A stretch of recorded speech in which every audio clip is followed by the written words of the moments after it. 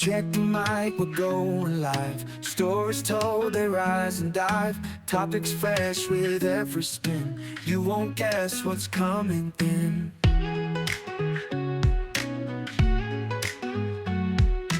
Every week a new surprise. Minds awake, never lies. Conversations bold and free. Tune in now, just wait and see. This podcast is uncalled for. Catch us here, there's so much more. Laughs and tales you can't ignore. A journey that will leave you floored. In the night or in the day, just press play, we're on our way. Hi everybody, welcome to the podcast, special edition. Today it is the end of the World Cup. I'm actually recording this the day following Kansas City's last game hosting the World Cup in 2026. I want to say a special thank you to all the countries whose teams came to our area, whether they were here for camp or no. So the teams that were here for camp were Argentina, staying at the new Origin Hotel right across from the new riverfront stop on the KC streetcar. So literally walk out the door, the streetcar stop is right there. That's where they're staying. Good luck trying to get in there while they're still in the World Cup, because they got security all over the place. It's all fenced off and everything. So that's where they're staying. They were training at Sporting KC's facility in KCK. Actually, for all three of these clubs, that was the case. They'd be staying in one part of the metro and going to another. We have England, who also made the Final Four. They were staying at the Meadowbrook Inn in Prairie Village. Meadowbrook, that part of town, it used to be a golf course. Then became a county park on the north half, with the old clubhouse now a administrative building for the county park department. And the southern half became a little more built up, and that's where this inn is located. I assume they also have a huge security presence, and they were training at Swell Park, which, yes, bad part of town, but part of Swell Park was transformed into a soccer village a few years ago that Sporting helped run as well.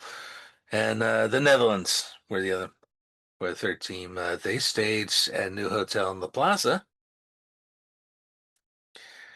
and they did their training at the current training facility, which is in Riverside, north of the river. So those are the three that actually stayed in the Kansas City area and did their training here.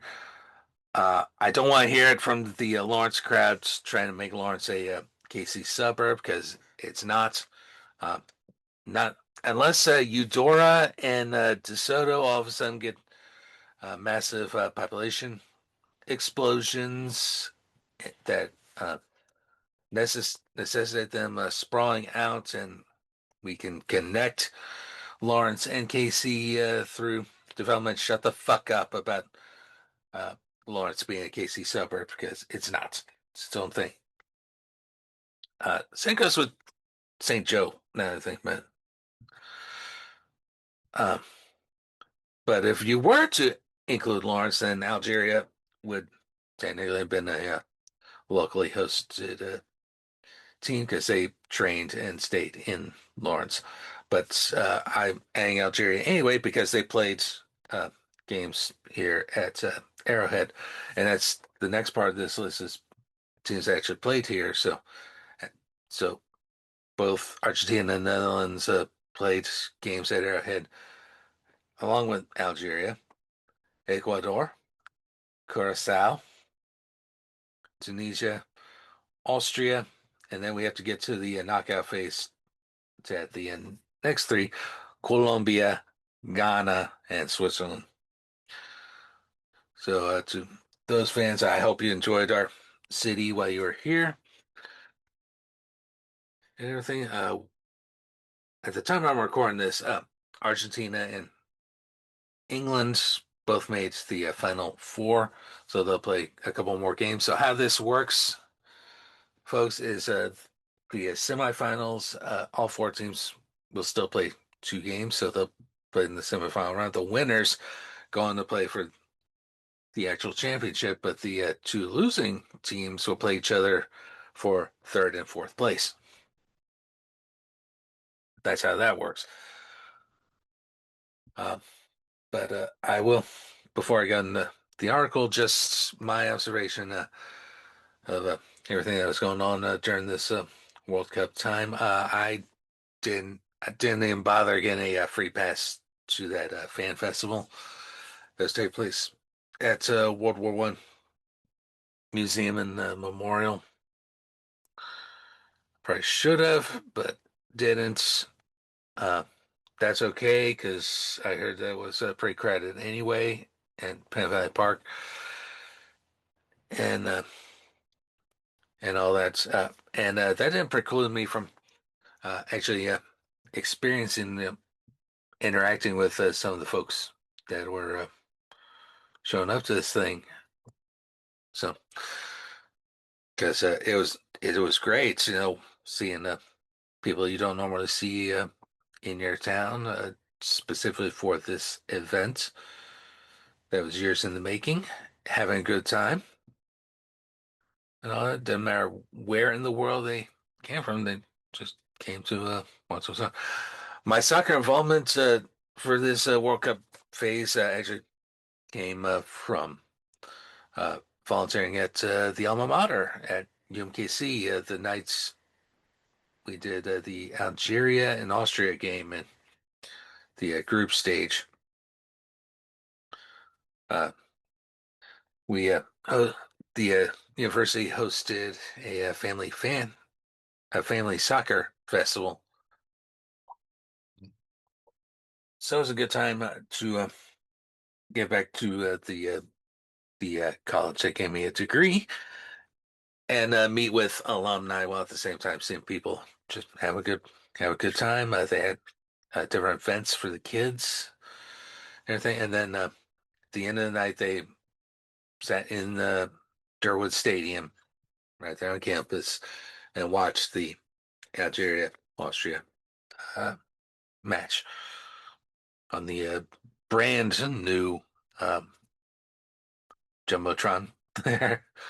So so it's great, and I'm actually wearing the shirt they gave me for the festival. So yeah, one other thing I wanted to talk about because I was also riding the streetcar a lot during this time, and I got to meet people from different parts of the world while on the streetcar and all that. So uh, it. By the way, this whole World Cup thing has been great for the streetcar. Uh, this is from the kcstreetcar.org website. So they have streetcar sets new monthly ridership record in June. So I'll go ahead and just read it. You can read along if you are watching it, and I will share the video. Ridership on the KC streetcar reached a historic new milestone in June, setting an all-time monthly record as Kansas City continues to embrace the expanded transit system. Because keep in mind, two extensions opened in the last year.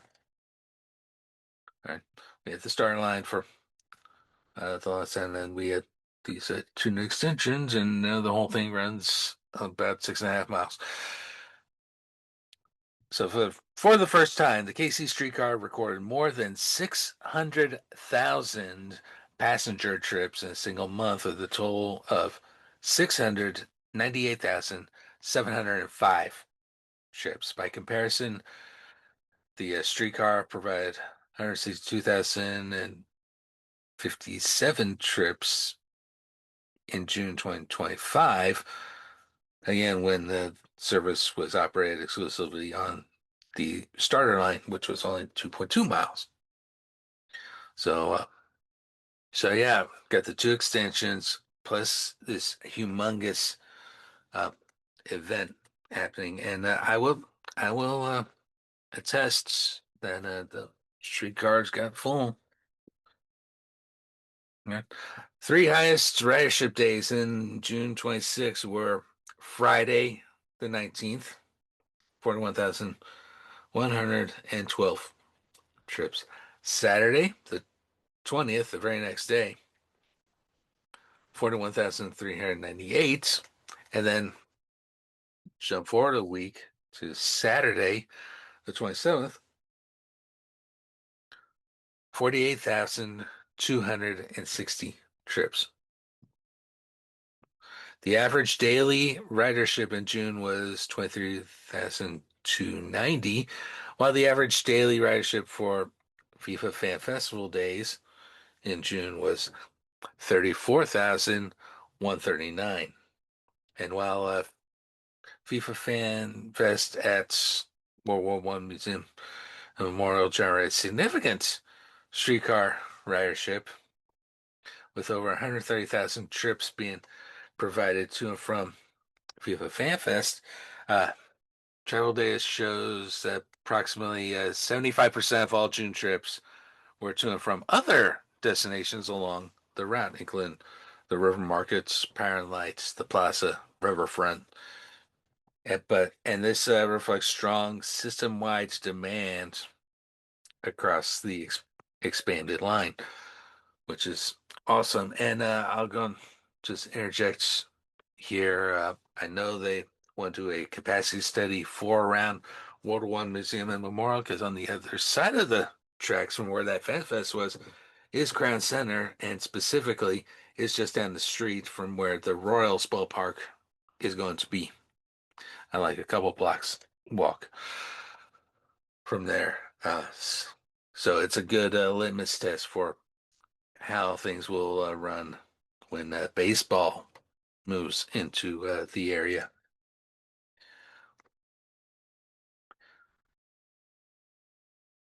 So, and to quote our friend Tom Guerin, who is the executive director of the KC Streetcar Authority, record ridership and the fact that 75% of the trips occurred outside of the FanFest zone demonstrate that our expanded system alignment is delivering lasting value with improved connectivity benefiting residents, businesses, and visitors across the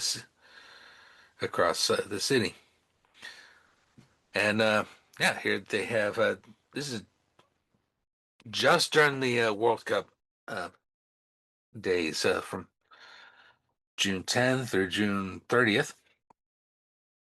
Boardings at each of the stops. So World War One Museum and Memorial on the extension, on the first extension, uh, in the be, uh, I don't want to say 75,000 specifically, but it's up there. It's in the back. At Union Station, the next stop up, going north, is two. All right. And these are the two stops that would be most impacted by the Royals as well. Power Lights would be third. Then Plaza, Crossroads, UMKC, City Markets, Metro Center, and Riverfront's the newest stop right in the middle of the pack there. So yeah, these are places people go to. um, as I think just before but just after the first extension opened, UMKC was number one, or well, followed by Union Station. But yeah, this is good to see that most of the traffic is coming to to that festival. Then Westport's, and then huge drop at less than 20,000. Library, Armor, Kaufman Center, Union Hill, River Markets, and Southmoreland. And then the three least used stops during this point: art museums, North Loop, and Delaware, uh, formerly known as River Market West.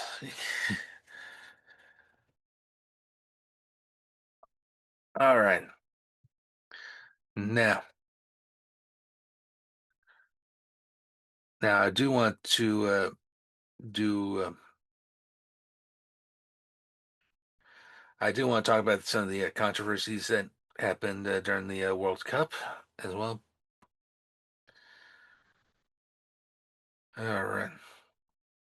Because, oh boy, there were some controversies. Um, list of 2026 FIFA World Cup controversies. Before we get to the controversies, let's share what the New York Times had to say about us. So, World Cup updates. Kansas City takes center stage as Argentina beats Switzerland. This was last night, of course. All right. Here's a collection of recent. Oh, God damn it. Here's a collection of recent New York Times coverage of the World Cup, which is being played in North America for the first time since 1994. Kansas City, the smallest U.S. city and site of Argentina's quarterfinal win over Switzerland on Saturday, has charmed fans with his barbecue Midwestern attitude and history with soccer. Um, all right, well, that's the one I want to read. And so we're going to hit click read more. So Joe Drape reporting from Kansas City in both Missouri and Kansas. Thank you, Joe. Kansas City, the smallest host in the tournament, has the world at its feet. Oh, that's something unfortunately I missed was the Dutch walk. The Netherlands, they have a really cool tradition for the fans that includes a double-decker bus and everyone wearing orange and walking down in our case it was Grand Boulevard from P&L to Crown Center, and they do a little dance, everything, and everyone gets involved and everything, which was pretty cool. Unfortunately, I had to miss it. That's not going to keep us from reading this article. So the Dutch donning orange and hopping with happy feet turned the streets of Kansas City into an undulating conga line. The Argentines like to sing before late night burgers at Winstead's, a city landmark. Uh, I think there's only one Winstead's left. That's right next to the Plaza stop on the streetcar. And by the way, that's a good time to also point out we have an Argentine district in Kansas City, Kansas. I don't know. I don't know how. I don't know how Argentine that district actually is. I just know there's a huge Hispanic population there. But if you're listening and happen to live in Argentina, feel free to fill me in. The English on social media, they name check cherished taverns like the Peanuts and Johnny's on 7th, like natives. Over the past month, the world's soccer fans have taken to Kansas City, the smallest American hosts of these World Cup games, succumbing to the charms of its Midwesterners, its artisan barbecue, and its long but largely overlooked history with the beautiful game. I should also point out we were the only Midwestern city to be named a host. So every every other city is either East Coast, West Coast, or in the South. But not since the 20s when Kansas City was the Paris of the Plains, a nickname we still use today. because it was still a place that served alcohol during Prohibition, as it stood shoulder to shoulder with New York and Los Angeles, local boosters say.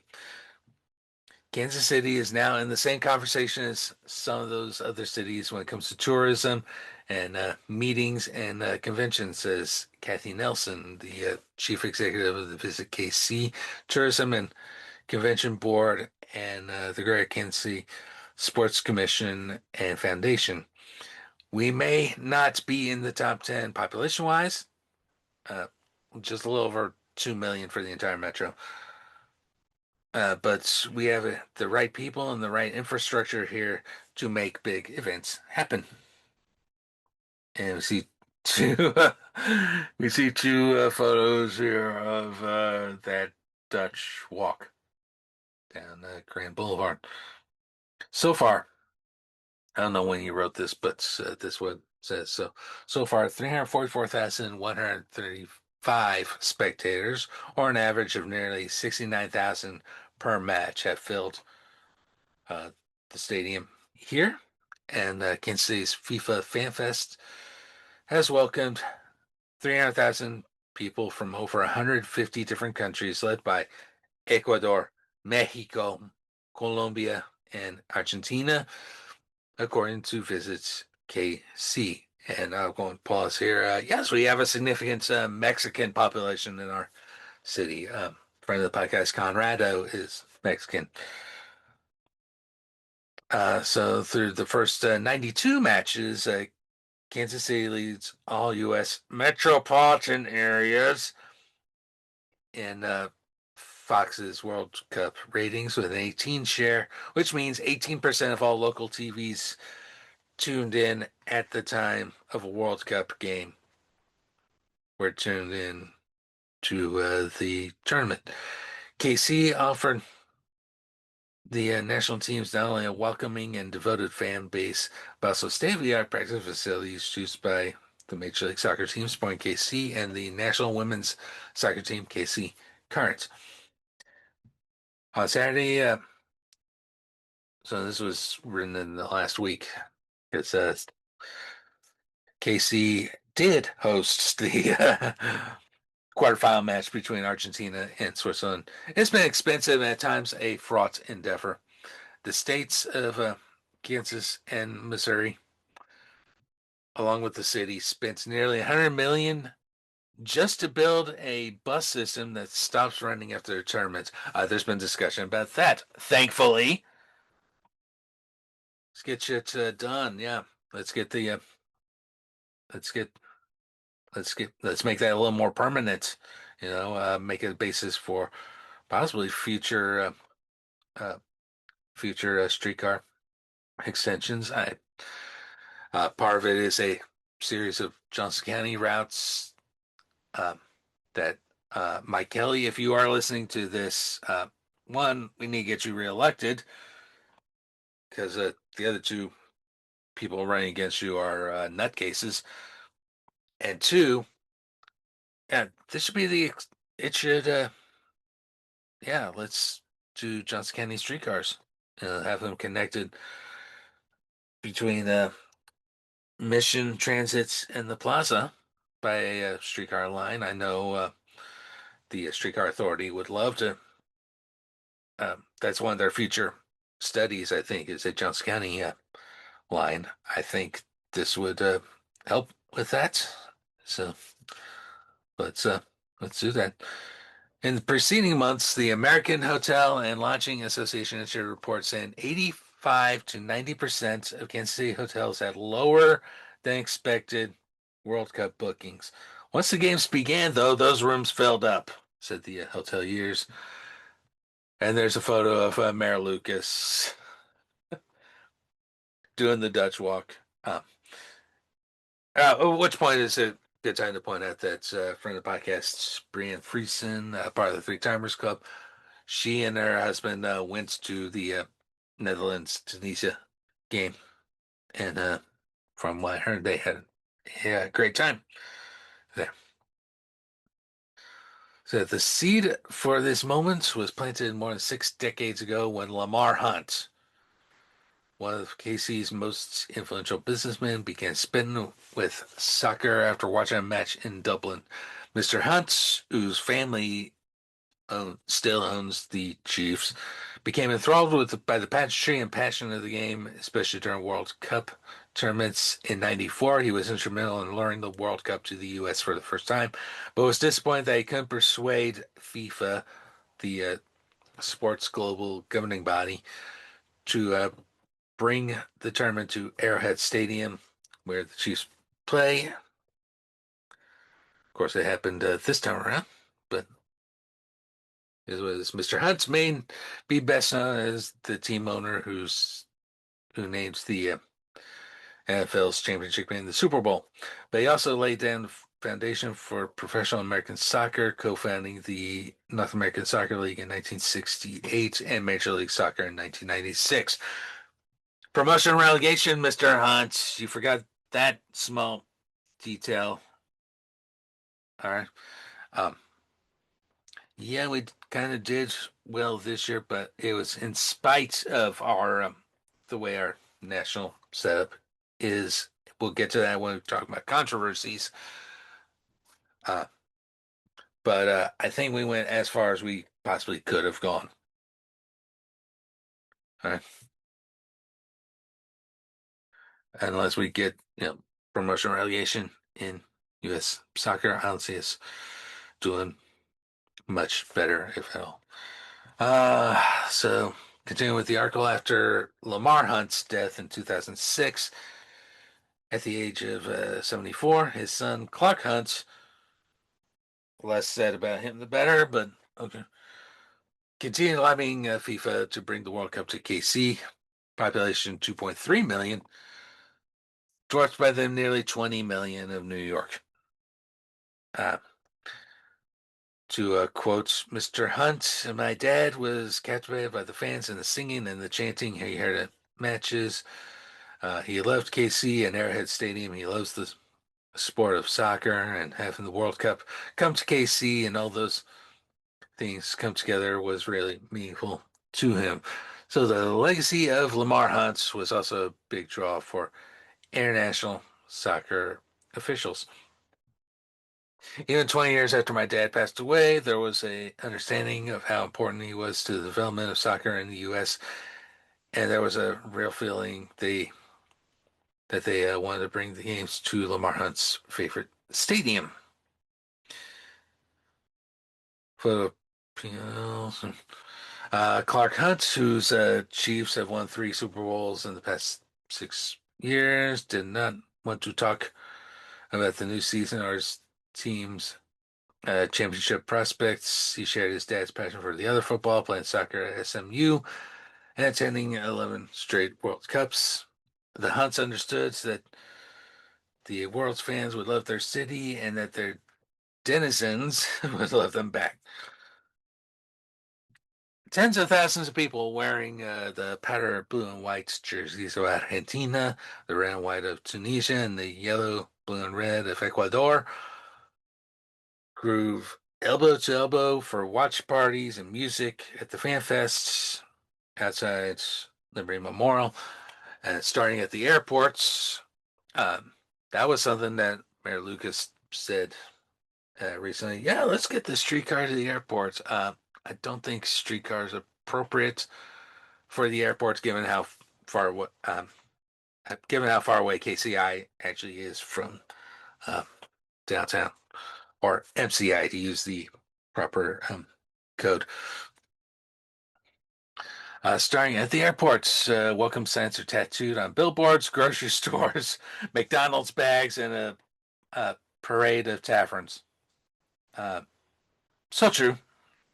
So true. McDonald's, yeah, they even have all the flags of the countries participating in hanging at McDonald's. So it's Johnny's on 7th. The flags of all 48 countries in the field hang as a steady stream of backers from Mexico, from Croatia, and the Netherlands linked arms when not reaching for beers. In the case of Mexico backers, scotch and pineapple juice is the drink of choice. Okay, I'll have to try that sometime. Scotch and pineapple juice. Everyone has been joyous and respectful. Every night is a different world's party, says bartender Tony Giblin. The Dutch have been stellar. I'm sorry they got knocked out. Ryan Rafferty, a co-owner of Conroy's Public House, recently returned from a wedding in Brazil, where he experienced a whole nation rooting for its team. He contrasted that with the sense of community that converged on Kansas City. Our biggest night, we had Colombians, Ecuadorians, Scottish, and Netherlands, said Mr. Rafferty. One group would be singing in the corner, the other in another. What's been cool is that everyone is rooting for everyone else. So, hey, that's a great write up. So, thank you, Mr. Drape, for that. And now let's talk controversies. All right. Let's talk with ticket prices. Yeah, ticket prices.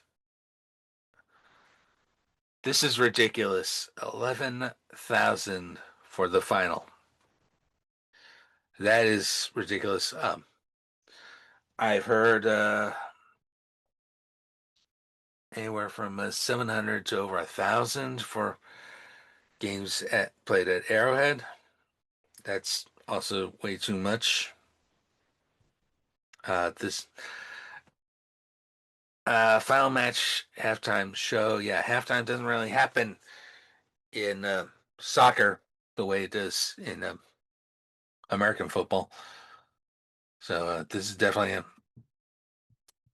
this is yeah, this is definitely a mechanization thing. To just come on. Climates. Yeah, it's been fucking hot all all summer long, and the fact that we don't have great public transit to a lot of these places, hence the bus plan that they were talking about. Uh, yeah, that's another good reason for going to public transit and going to rails. I think is to address the climate uh, crisis as best as possible. You know? So for the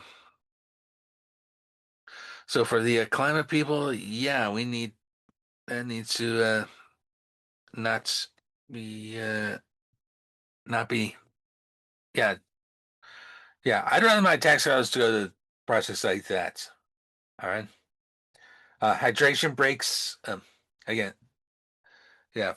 Part of it could be seen as if you're watching on TV, yeah, you're watching a commercial. But if you're actually playing the game, soccer is a very demanding game, and once again, it's been fucking hot. So it makes sense to so it makes all the sense in the world to have a stop from here to there. But the this is funny. During the game between Ghana and Panama,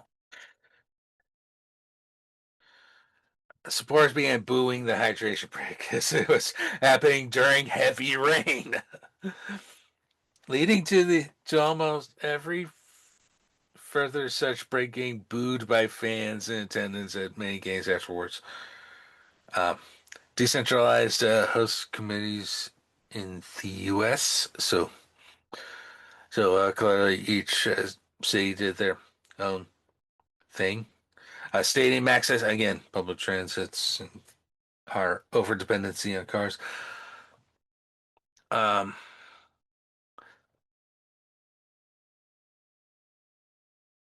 yeah, here. Here's a good one. A study of Arrowhead, which has no rail access, found that the nominal 32 minutes travel time by private car from the airports is expected to balloon to 136 minutes due to traffic. That's over 2 hours.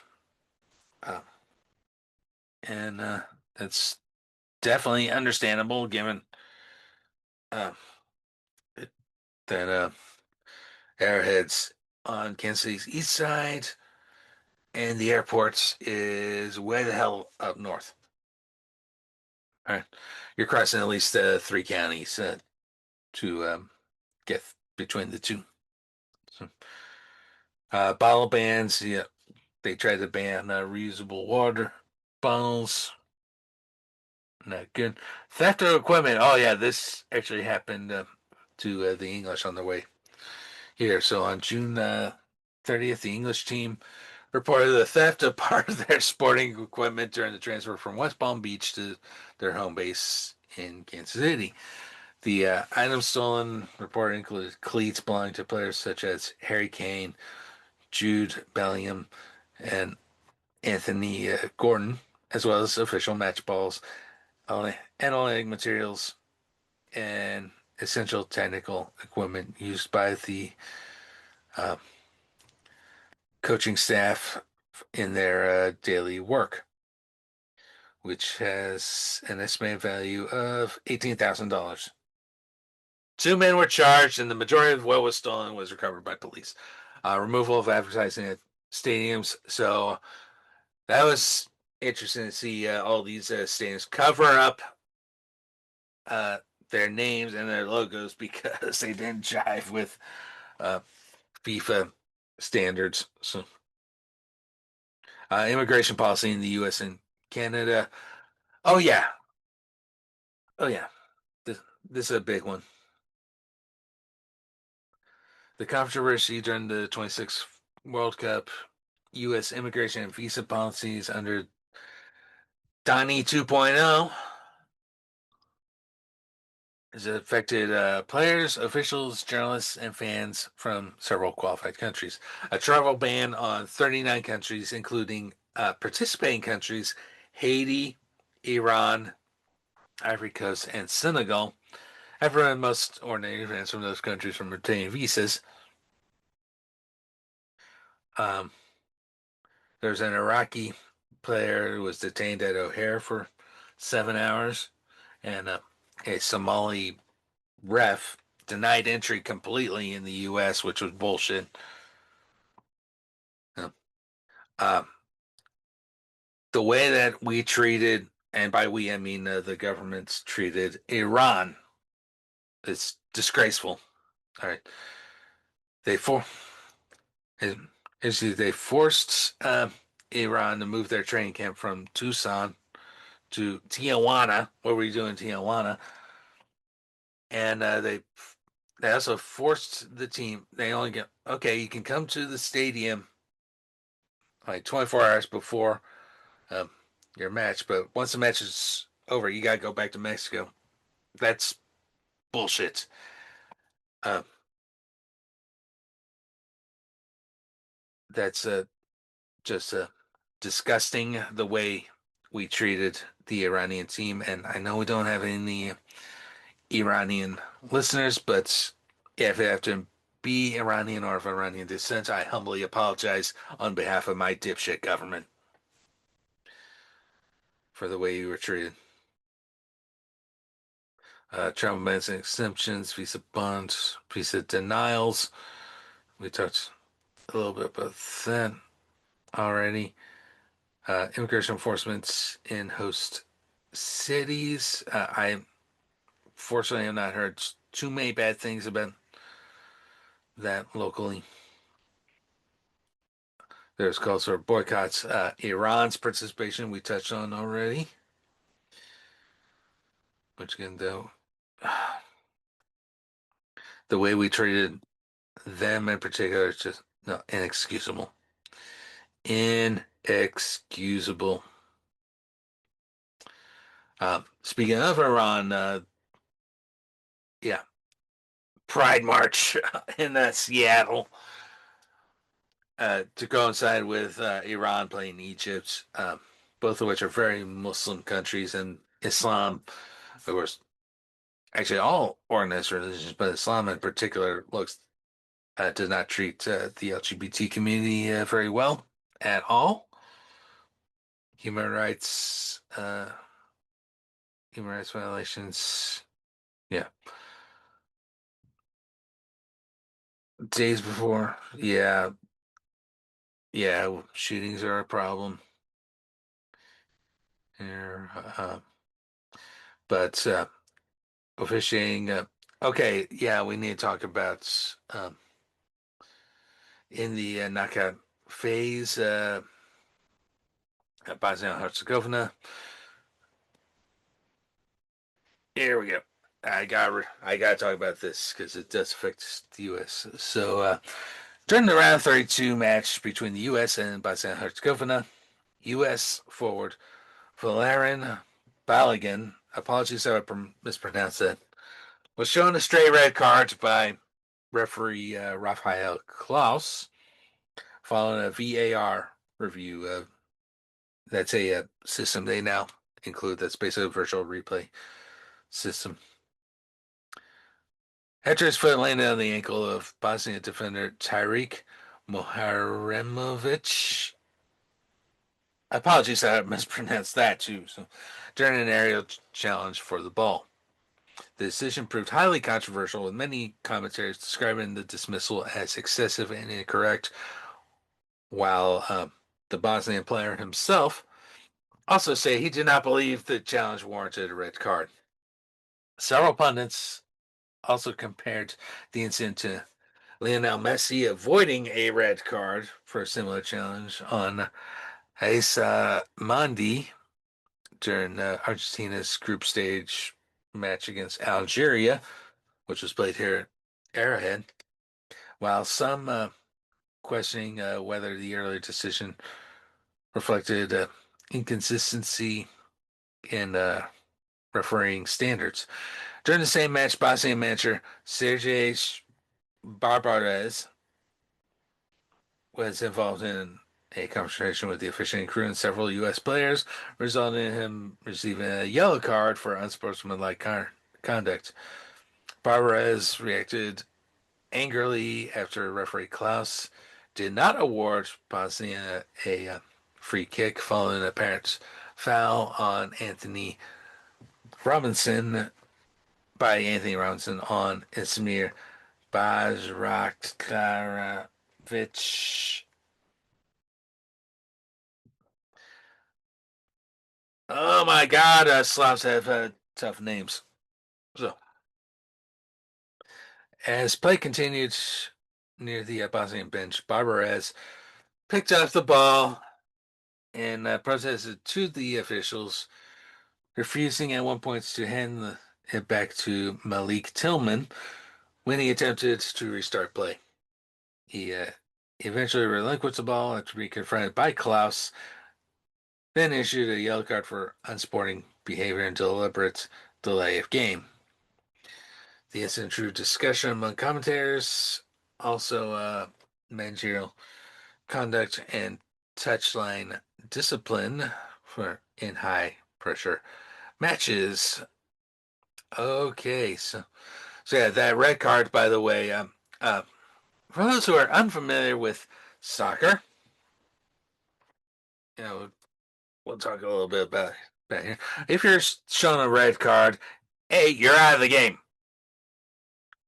And B, depending on the competition, you're out additional games. All right. And that's what happened here. He was supposed to sit out the following game against Belgium. But Donnie Dumbfuck decided, I'm going to lobby FIFA directly and get this thing overturned because the dipshit doesn't understand soccer. So he gets overturned, and we promptly get our ass kicked by Belgium, which leads to this absolute beauty of a celebration by the Belgian team. Here we go.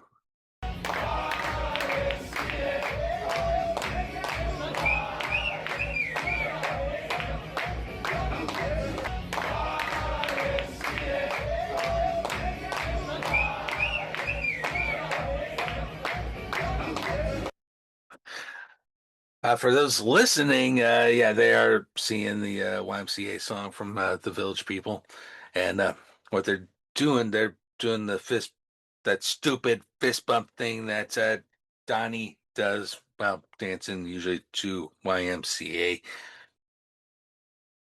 That looks really ridiculous and everything, but it is. So yeah, we lost.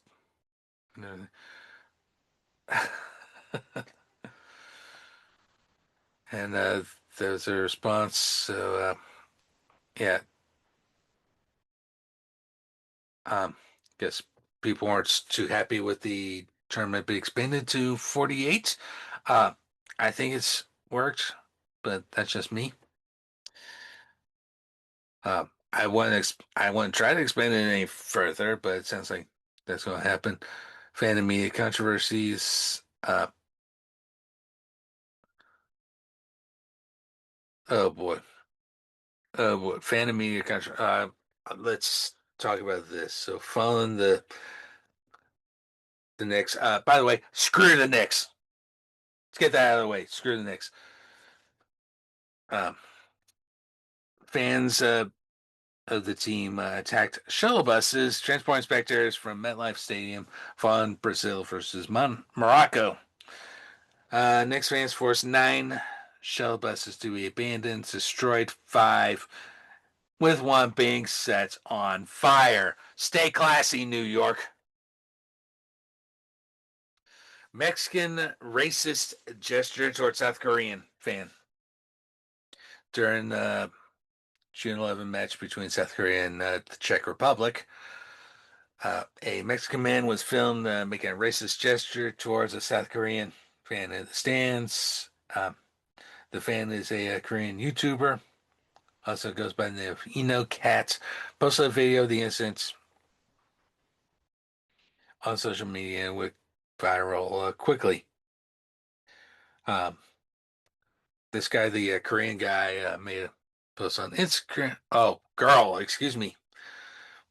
Made a post on Instagram when she thanked her fans for the support and said, "You traveled across the world for the World Cup and experienced racism."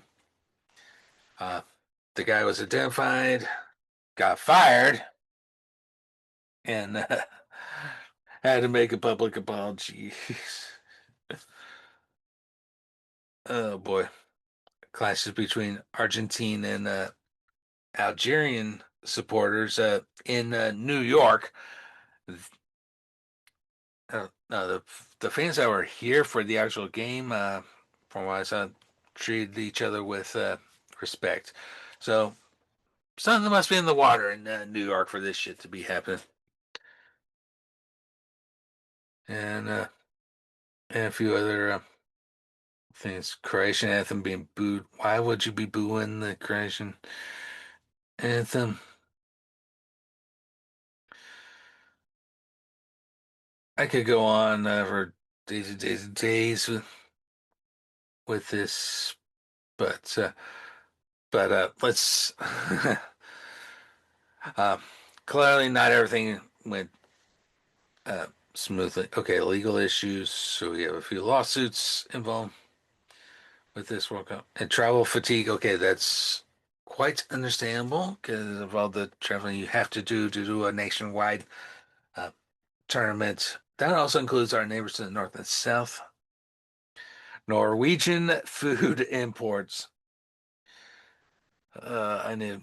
So the Norway team brought approximately 1,276 pounds of their own traditional food, including Atlantic salmon, halibut, and Norwegian cheeses to the temporary base in Greensboro, North Carolina, to prevent the digestive issues and focus disruptions caused by sudden dietary changes.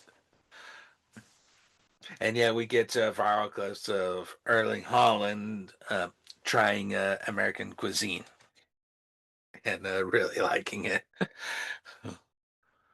Oh man,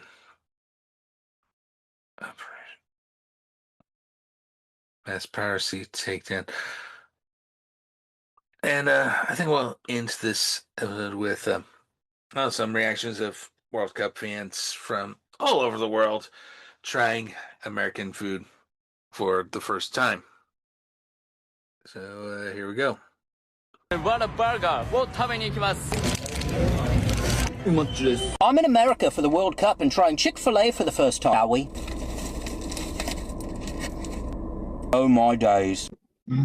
Oh my days. Oh my days. Amazing! Guys, I'm in America and I can't lie, I've been hearing about Waffle House. This is fucking nuts. I gotta be, neither the Canadian nor the English brain can comprehend this at this moment in time. Wow. The sandwich was made by the Lord himself. Oh my God, this is amazing. America, what have you guys done to me? I have become taco obsessed. Tacos. Yeah. My God. I'm in IHOP and I've ordered the chicken waffle. I've never seen this before in my life. That's good chicken.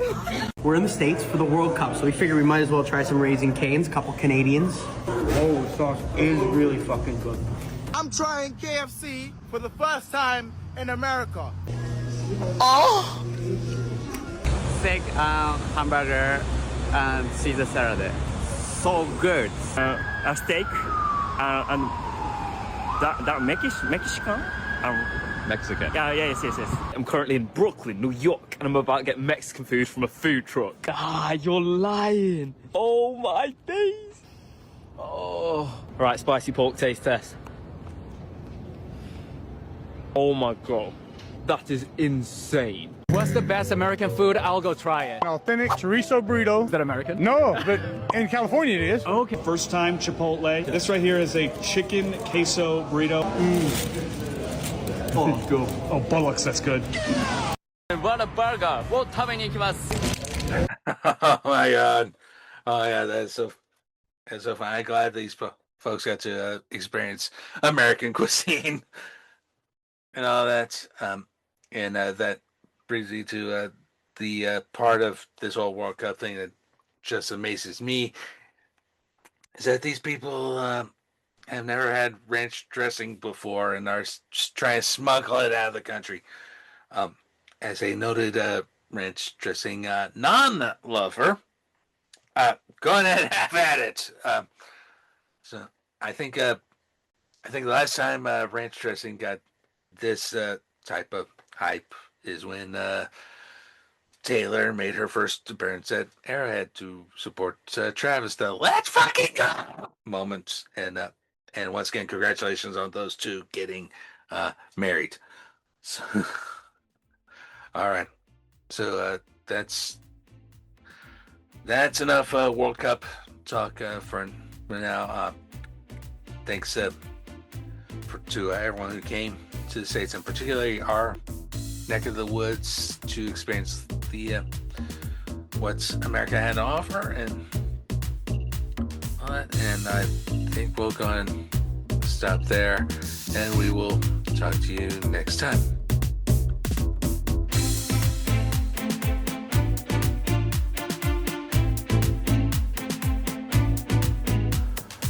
This podcast is uncalled for. It is hosted, produced, and edited by myself, Mike Chernevsky. Our opening music is the This Podcast is Uncalled For theme, which is created at suno.com, suno.com. Our outro music for this episode is Wepa by Kevin MacLeod at incompetech.com. Licensed under a Creative Commons by Attribution 4.0 license. And the different YouTube clips that we sampled in this episode that video belongs to the YouTubers in general and is used under fair use.